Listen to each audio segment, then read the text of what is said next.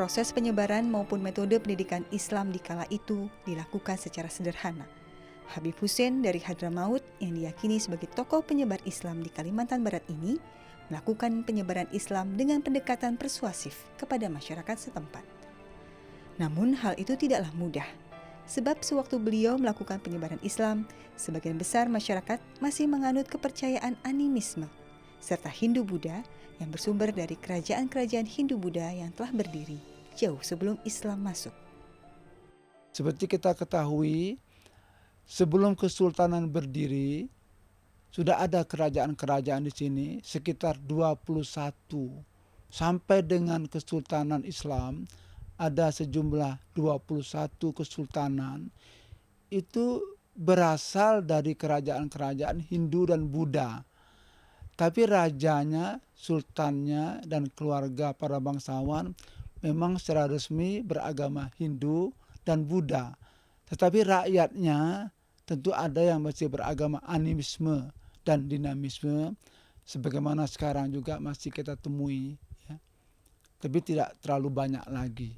Ya, beliau tentu mengajarkan dasar-dasar Islam, dasar-dasar akidah. Memang pada saat itu beliau mengalami kesulitan karena pada saat itu banyak sekali penganut-penganut yang belum berbentuk tauhid. Jadi ada penyembahan-penyembahan, katakan berhala, ada agama nenek moyang. Jadi beliau menyebarkan agama tidak dengan kekerasan, tapi dengan persuasif, dengan bujukan, dengan pergaulan, dan bahkan dengan menggunakan kekuatan kekeluargaan, dengan perkawinan. Jadi dengan kekeluargaan beliau mengawini, seperti anaknya 5, 6, 7 orang mengawini orang-orang setempat di sini.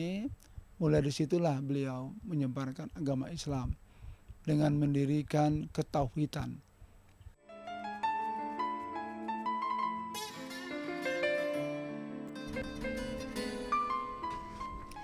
Selepas kepergian Habib Hussein, otomatis tugas-tugas beliau sebagai penyiar Islam di tanah Kalimantan terwaris kepada putra sulungnya, Syarif Abdurrahman Al-Qadri, yang diperkirakan lahir pada tahun 1739 Masehi.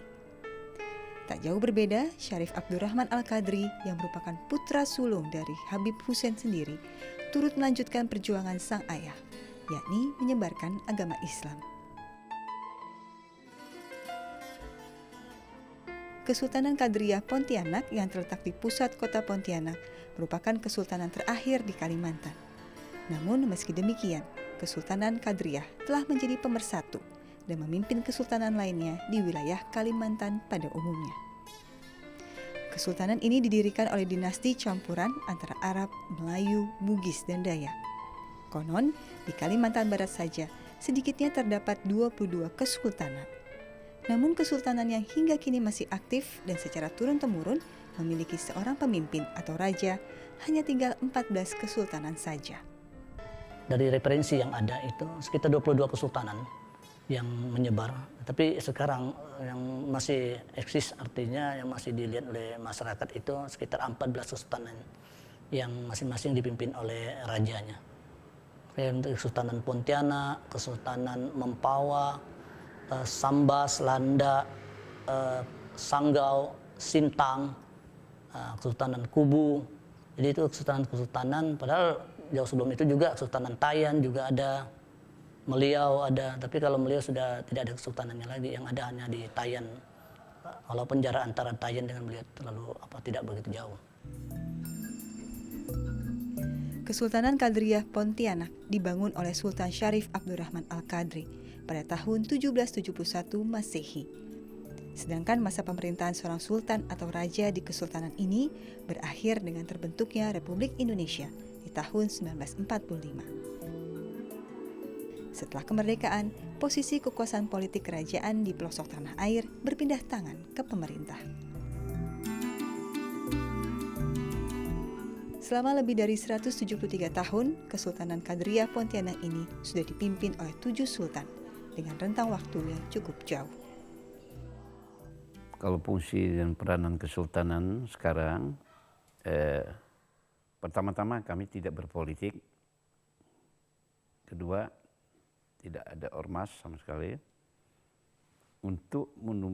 Hanya untuk menumbuhkan kebudayaan tiap-tiap kesultanan yang berada di Nusantara ini.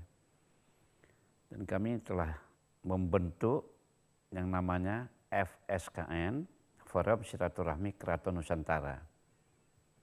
Nah, jadi kami di bawah naungan daripada FSKN ini, walaupun keraton-keraton di mana juga yang akan berkembang, atau kesultanan atau penembahan atau pemangku adat atau raja, jadi dimasukkanlah di dalam forum ini supaya terbina dengan baik, terarah dengan baik.